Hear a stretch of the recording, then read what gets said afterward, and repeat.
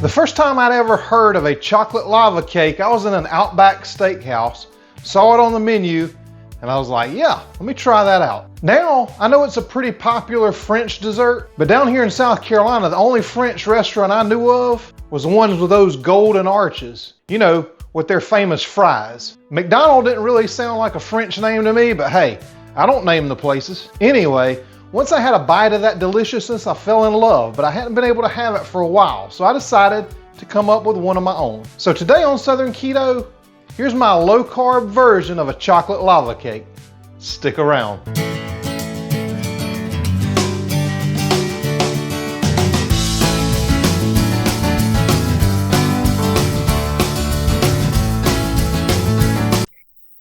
And I know every great dessert needs to start with Old Yeller. Well, Old Yeller is having a spa day today, having a detoxifying wrap and everything like that, and just chilling in the fridge. So I'm going to have to use something else. Well, that plus the fact it's got to go in the microwave, so I'm just going to use a glass bowl instead. I'm going to go ahead and preheat my oven to 375 degrees. That's what I'm going to cook these on. Now I've got 2 of these ramekins. I'm just going to spray them down really good with avocado oil. So I'm going to grease 2 ramekins because I'm going to make another one later, but for the video, I'm just using one to show you what it looks like. Now you can also use some of the silicone muffin pans if you want to make these a little bit smaller, but for the purposes of today's video, I'm going to use these ramekins. So now to my glass bowl, I'm going in with 2 tablespoons of butter and a heaping 1/4 cup of some of these semi-sweet chocolate chips. This is the Bake Believe brand.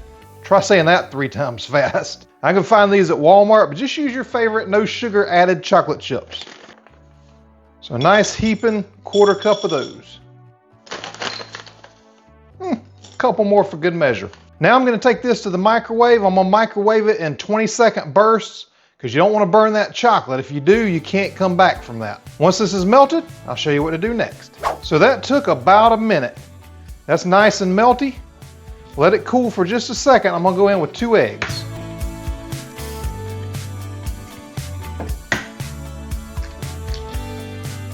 And try to keep your shells out of there. I'm just going to whisk this in.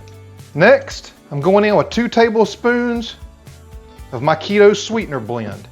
Just use your favorite keto sweetener, or I'll put a link to this one up top and down in the description. It just saves you a lot of money if you make your own. Then I'm going in with about ½ teaspoon-ish, some good old beaver-free vanilla extract. I'll give it a pinch of some Redmond's Real Salt. That brings out the sweetness, y'all. It's not gonna make it salty, don't worry. I'm gonna go in with a tablespoon of this black cocoa powder. That's gonna give it like an Oreo type flavor. But you can use regular cocoa powder if you don't have any of this. 2 tablespoons of almond flour. And then I'm gonna mix it up.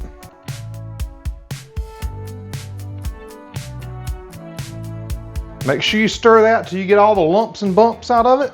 Then I'm going to pour it into this 1 ramekin for the purposes of this video, but I'm going to make another one after that, so I'll just set this one to the side for now. But you know I can't have just one, so if you want to make 2 of them, double my recipe.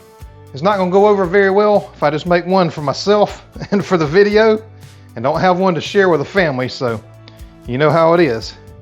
And now for the lava part, I've got 1 piece of this dark chocolate style Lily's. I'm not really a fan of the ingredients these days in this, but I've got a few of these left, so I'm gonna use it. And then you just want to take this, drop it right on top, and give it a little press until you get it to about the middle. Don't let it hit the bottom, just kind of let it fill in like that. Then I'm going into the oven with this for 20 minutes. You want to make sure that all the edges are pretty much set, but the center still needs to be a little bit soft. So I'll throw this in the oven and I'll see you in 20 minutes. It's been 20 minutes. I'm going to go ahead and get this out of the oven. I'm going to put it right down and attempt to do this without it running everywhere. Just going to run a knife around the outside, put my plate on top, and hopefully flip it right out. And I would definitely recommend using the silicone because this is a slippery little sucker right here. And it also doesn't come out like the silicone does. Hey, I was trying to make it pretty for you, but that's all right. We're gonna save this thing.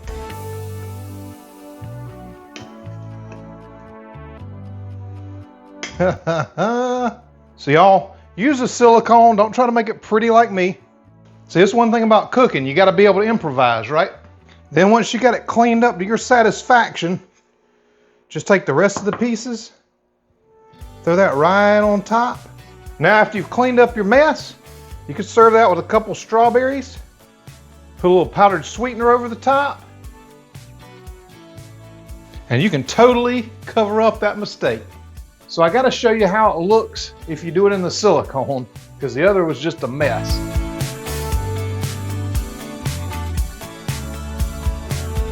So I'll just flip it onto the plate, and as you can see, it comes right out just like that. So we'll just finish this one with a little bit of powdered sweetener. Get some all over the cutting board, and maybe a strawberry. It's a little bit lava-y in there still, right? So learn from my mistakes. Do it in the silicone. Don't try the ramekin. It ain't gonna come out as good, but hey, sometimes that happens. Now my favorite part, and I already know how it tastes, but I'm gonna show you anyway. I'm gonna just get a little bit of this cake, a little bit of that lava. Oh yeah, that lava is just dripping out of there. Hey, this may be ugly, but I guarantee you one thing, it is absolutely delicious. Hey, y'all told me you wanted to see some of my kitchen fails, so there you go. I hope you really wanted to see it. That is absolutely delicious. Now, if you want to see another dessert recipe that I don't mess up on, check out this video right here.